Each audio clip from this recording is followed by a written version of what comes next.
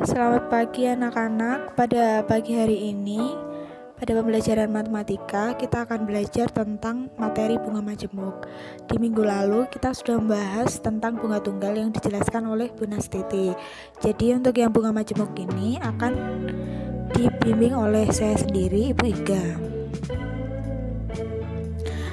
Yuk kita ingat-ingat lagi apa yang telah dipelajari di materi bunga tunggal sebelumnya. Nah, untuk peta konsepnya bisa dilihat. Kita sekarang mempelajari tentang bunga majemuk yang termasuk dalam pertumbuhan. Lalu, sebelumnya kita akan menyinggung tentang manfaat bunga majemuk. Apa aja sih yang menjadi manfaat ketika kita sudah memahami tentang bunga majemuk? Yang pertama yaitu meningkatkan jumlah investasi dalam jangka panjang. Jadi investasi adalah perbincangan yang menarik di kalangan generasi pada saat ini karena menguntungkan, dan investasi juga bisa membuat kita lebih mempersiapkan kebutuhan di masa depan. Untuk manfaat yang kedua adalah pertumbuhan dalam bunga majemuk yang mengurangi resiko inflasi dan penurunan daya beli. Untuk selanjutnya yaitu bisa menghapus surat utang dan obligas karena terbayar melalui keuntungan dalam investasi. Nah, itu adalah manfaat-manfaat bunga majemuk. Sedangkan pengertian bunga majemuk sendiri adalah bunga yang pembayarannya dihitungkan berdasarkan pokok simpanan ditambah dengan jumlah total bunga yang diperoleh sebelumnya, atau dapat juga diartikan dengan besarnya bunga yang dibayarkan pada setiap periode berikutnya berbeda jumlahnya. Jadi bunga majemuk berbeda dengan bunga tunggal. Jadi bunga majemuk adalah bunga yang dihitungnya itu adalah jumlah total bunga di periode sebelumnya sudah ditambahkan dengan bunga di periode sebelumnya, seperti itu. Untuk selanjutnya kita akan mencermati masalah 5.8. Ovano menerima uang warisan sebesar 70 juta dari orang tuanya dan berniat untuk menginvestasikan dalam bentuk tabungan di bank selama 5 tahun. Dia menjajaki dua bank yang memiliki sistem pembungaan yang berbeda. Bank BCL menggunakan bunga tunggal sebesar 10% per tahun, dan Bank BHP menggunakan majemuk sebesar 9% per tahun. Nah, dari permasalahan ini, Ovano bingung untuk memilih di bank mana dia akan menginvestasikan uang warisannya. Nah, sebelum itu kita akan menganalisis dulu mana sistem bunga yang lebih menguntungkan, apakah bunga tunggal ataukah bunga majemuk. Bisa dilihat pada tabel di perhitungan bunga tunggal di Bank BCL, saldo uang pertamanya yaitu 70 juta. Nah, ketika ditabungkan dalam tahun pertama mendapat bunga 7 juta. Kan tadi diketahui bahwa bunga tunggalnya sebesar 10%. Jadi 10% dari saldo uangnya adalah 7 juta. Seperti itu. Lalu berarti saldo uang pada tahun pertama itu menjadi 77 juta. Dan bunga di tahun kedua juga masih dengan 10% dari saldo uang di modal pertama. Sama, yaitu 7 juta, dan selanjutnya sampai di tahun kelima itu di sistem bunga tunggal sebesar 10%. Sedangkan untuk di bunga majemuk, saldo uang yang pertama yaitu 70 juta sama, tetapi pada tahun yang pertama mendapat bunga hanya 6.300.000.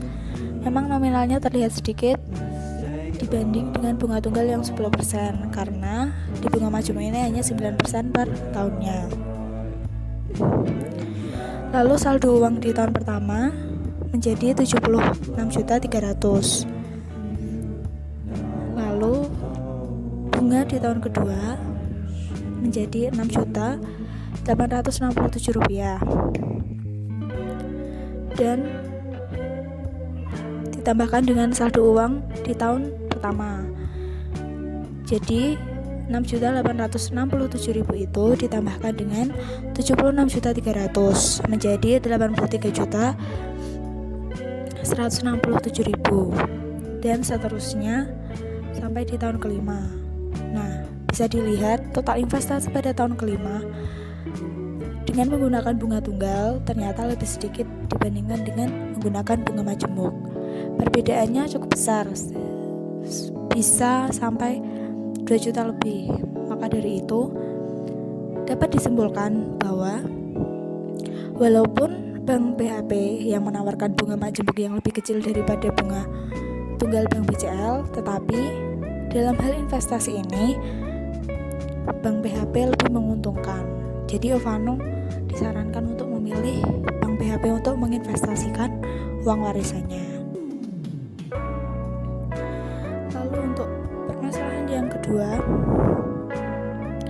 di suatu pameran elektronik, Odi mendapatkan 2 brosur dari dua toko yang berbeda yang menawarkan kredit laptop berkualitas tinggi. Laptop seharga 10 juta tersebut dapat diangsur selama 5 tahun. Toko OLS menawarkan suku bunga tunggal dan toko Lazadul menawarkan suku bunga majemuk yang masing-masing sebesar 4% per tahun. Setelah menghitung dengan cermat, Odi mendapatkan tabel angsuran sebagai berikut. Jadi selain bunga majemuk bisa membuat kita menghitung investasi jangka panjang, juga bisa buat kita menghitung tabel angsuran. Jadi ada 2 toko OLS dan toko Lazadul. Odi juga masih memilih di mana dia akan menawarkan kredit laptopnya. Di toko OLS angsurannya selama 5 tahun juga, dan toko Lazadul. Di toko OLS menawarkan bunga tunggal dan toko Lazadul menawarkan bunga majemuk yang masing-masing sebesar 4% per tahun. Manakah yang lebih menguntungkan bisa dilihat dari tabel perhitungannya sama dengan masalah pertama. Di toko LS menggunakan bunga tunggal yang bunga setiap tahunnya akan sama, yaitu sebesar 400.000. Sedangkan untuk di toko Lazadul adalah bunga majemuk yang setiap tahunnya adalah 4% per tahun. Sama-sama 4%, tetapi perhitungannya tetap berbeda. Di tahun pertama di toko LS angsurannya menjadi 10.400.000. Tahun kedua menjadi 10.800.000, tahun ketiga menjadi 11.200.000, dan tahun keempat menjadi 11.600.000. Seperti itu, tetapi di toko Lazadul di tahun pertama bunganya 400.000, tahun kedua bunganya merupakan 4% dari saldo uang tahun pertama. Seperti itu, 4% dari 10.400.000 menjadi Rp416.000. Dan bunga tahun ketiga adalah 4% dari saldo uang tahun kedua, seperti itu, dan seterusnya. Nah, dari kedua masalah di atas, kita dapat mengambil kesimpulan pola barisan bunga majemuk, yakni ketika modal awal M yang diinvestasikan dengan bunga I per periode, maka besar modal pada periode KN dapat dihitung dengan cara sebagai berikut. Ketika kita mau menghitung saldo pada tahun pertama, kita bisa menghitungnya dengan cara saldo pertama ditambah dengan saldo awal dikali dengan bunga, atau saldo awal dalam kurung 1 plus bunganya. Bisa dilihat dengan di kotak itu, kotak besar modal itu bisa dilihat dan dicermati. Itu di bawahnya dijabarkan menurut periode ke berapanya.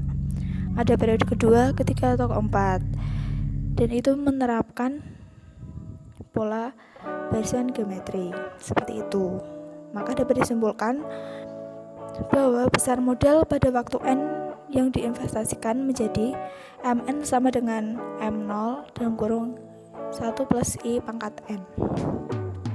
Dengan MN adalah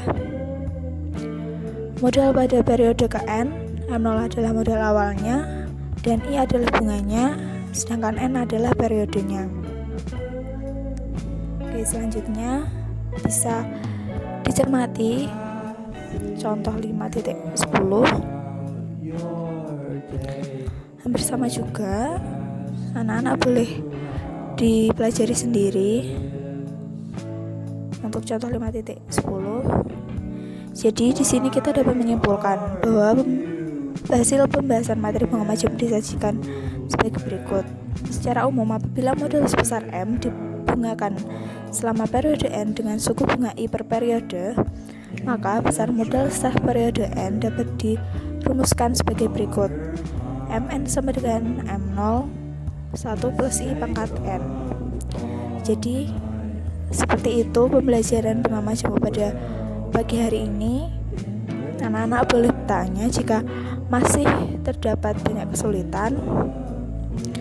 Boleh langsung bertanya di grup WhatsApp, dan jangan lupa untuk merangkum di buku catatan kalian masing-masing.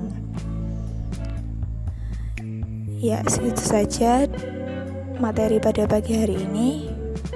Selamat pagi.